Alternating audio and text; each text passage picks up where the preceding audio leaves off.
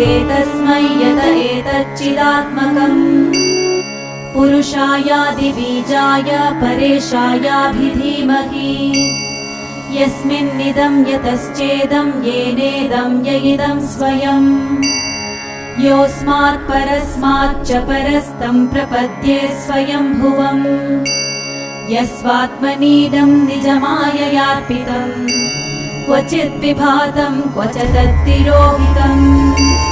अविद्धदृक्साक्ष्युभयं तरीक्षते स आत्ममूलो वतु मां परात्परः